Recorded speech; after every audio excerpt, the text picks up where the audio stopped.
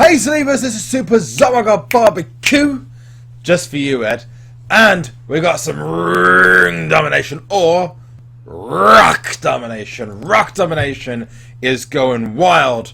I should be using that because that's Hulk Hogan. But we are at the end of Seth Rollins, who has been our legendary. Now, just to clarify, the epic card is Xavier Woods, the ultra rare is Edge, the legendary is Rollins, which we did think yesterday it would be, and a survivor is quite surprising. Yeah, it's Finn Balor.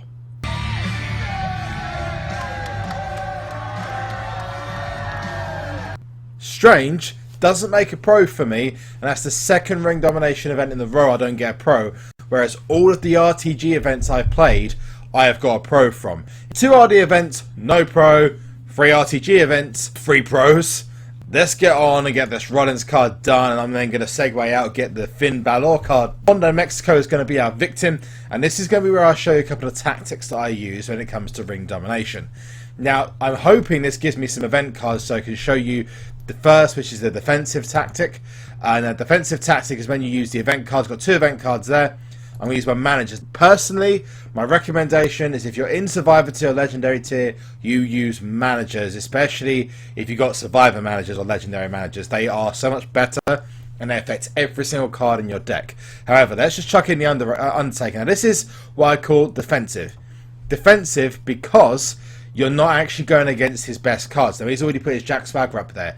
Now, what I could easily do now is I could easily put this Reigns over here or over here.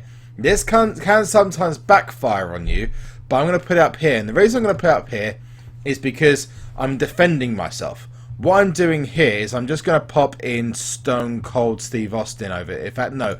I'm going to pop in Rollins over here. The reason I'm putting Rollins over here is because Rollins is going to be absolutely no use to me. Okay, so I've got 3 cards there. All I'm now going to do is I'm actually going to put in the best card I've physically got at the moment, which is Macho Man Randy Savage. I'm going to take him out of the reach of Reigns, and by doing that, I just put him down the bottom. Now, this may potentially go against me. It's not. I've just won a match without having to physically do anything. And this is the reason I put Rollins over there. Rollins would have made me have to go up against Swagger, and by putting Macho down the bottom, I've avoided, as well as that, a potential Roman Reigns pro, as well as the fact I've actually avoided his other Roman Reigns. It's quite handy. I put in Kevin Nash over here as a left arrow, and that is the beauty of balancing out your deck. That is what I call defensive. Now, with a defensive attitude to ring domination, you're more likely to have games like that where you literally play no matches whatsoever. So let's just get these shards. Might even potentially get the reset here where we get the actual card itself. I don't think we are because we're getting screwed over by the shards. There is one coming, certainly. There we go, it's 1. Oh, by the way, guys, it is rare domination. It hasn't changed. If you're in Survivor tier, all you're doing, as you can see, is pulling rare cards and nothing else, which is absolutely terrible. But if you're a Legendary tier, then you're putting Ultra Rares, Super Rares, etc. Son Goku is the next person we're going to be facing up against. Let's see what he's got and what we can go against for here. I just wanted to apologise as well, guys, as you got the old background for Ring Domination. I am actually working on the new background today, so hopefully for the stream we have, and the finale video, you'll have the new video. The other strategy you can use is something called an offensive position. You can't really have a neutral with Ring Domination because they're kind of just doing bits and pieces of each other. But the simple point is if you're in a defensive mood, you want to avoid, and I'm hoping this is speed, yes it is, good. You basically want to avoid the event cards by literally going across the bottom right and the bottom of the page. And obviously, if we don't ever get a down arrow as a pro event card or a really good down arrow card, then realistically speaking, you should be fine to keep doing that tactic. If you don't get a right arrow, then obviously you can just keep putting it to the right and going upwards. It's nice and easy. But don't ever go up to the left or go up against top, because you will literally just have all the event cards go up against you at all times, and that potentially is going to be bad for you. You know what? I'm going to put in the right arrow here, again, because I need to.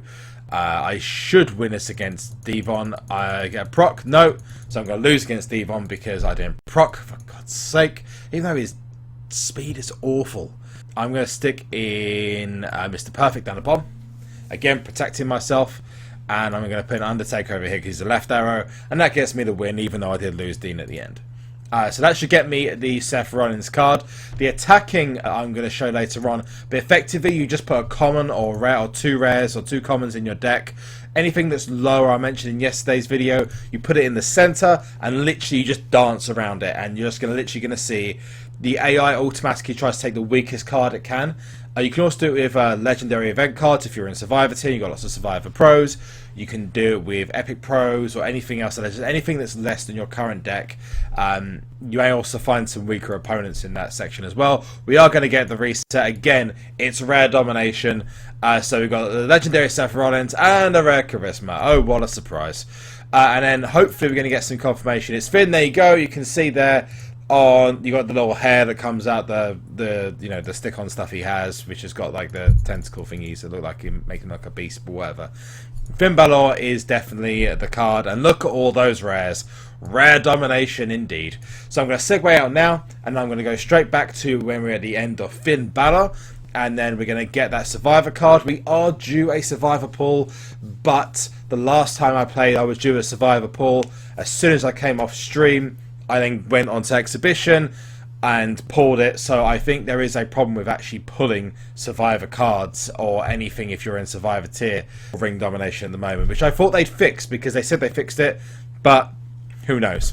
Anyway, segue out and we're back with Finn in a bit. And here we are again, and we have the Finn Balor card ready and raring to go. I've also got some extra picks I'm saving to the stream, and you'll get to see those tomorrow with the finale for the Rock card. Sorry. The Rock card. And there's about 53 picks in there. I'm going to be saving those up for tomorrow, but we are going to have this. Now, I am going to show you what this is called the offensive strategy. Now, I'm just going to show you without the normal cards that I'd usually use. So basically, you take the weakest card you've got and place it in the middle. Now, usually you can just use a normal legendary card, like an event card, for example, or let's just say a single epic or a single common. The weakest card I've got here is a Survivor Dean Ambrose. Just going to chuck it in the middle, and something's going to go after it. The legendary Survivor Jack Swagger went after it. It's going to win, no question, and their speed is called, and that means that it's going to lose. Now, what I would then do is I'd then go up against that. Now, because it's procced, I'm not going to, but I'm just going to show you an example of what would normally happen. So what we're going to do is I'm just going to pop in the Undertaker here. Now, if this is a common or an uncommon, you literally, all what happens is, and it will happen here, is you just take over that card.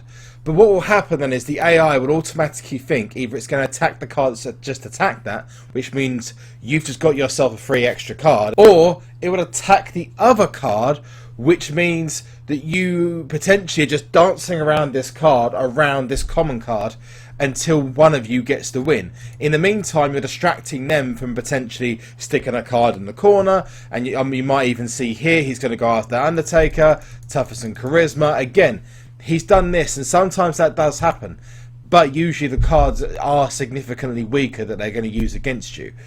But that's just another tactic that you can use as an offensive tactic. I might show you in the next game I do, and we're going to then segue out, and I'm then going to show you the next one. Because using an up arrow is part of my strategy, where I go towards the bottom and right hand side, I'm actually going to take out left arrow, I'm going to take out Kevin Nash, and I'm literally just going to go to a common card. So I'm going to pick the Rock, it's a bit apt, and I might also take out Undertaker as well, and put in Booker T. Should now show one or two of these cards. So let's hope and pray, because sometimes it doesn't work and it gives me a full deck of survivors. Yeah, there you go. So it's given me actually both of them. So what I'm going to do is I'm going to use this extra go just to chuck the Rock into the middle. By chucking the Rock into the middle, and this works in all tiers, by the way, all tiers. Not only does it drop your deck level down, it also gives you a massive advantage against other people, because your deck is probably way, way more than the other person who you're playing against.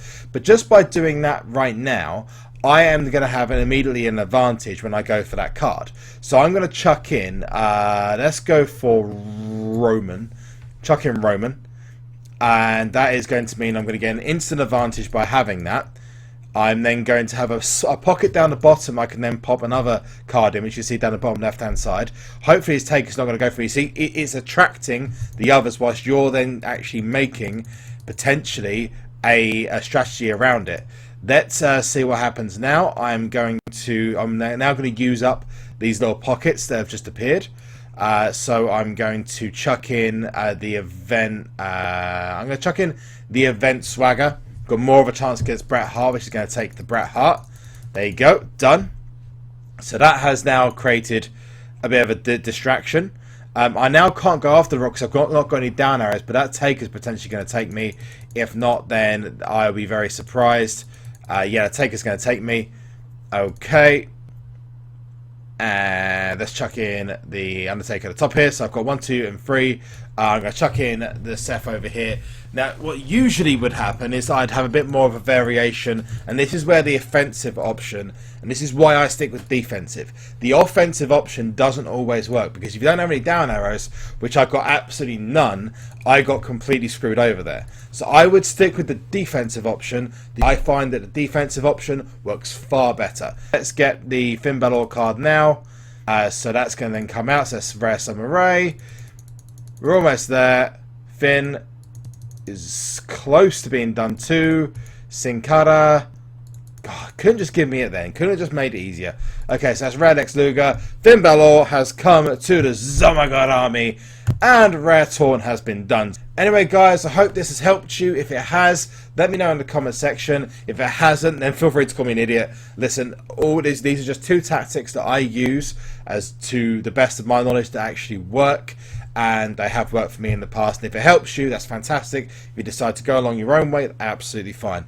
Hope you guys get on really well in Ring Domination. Let me know where you are in Ring Domination in the comment section below. I look forward to seeing you tomorrow with the finale. And also, it's 49 now, but it'll be 57 when we start the stream. Speak to you later, guys. Zolive! That Edward. Haha.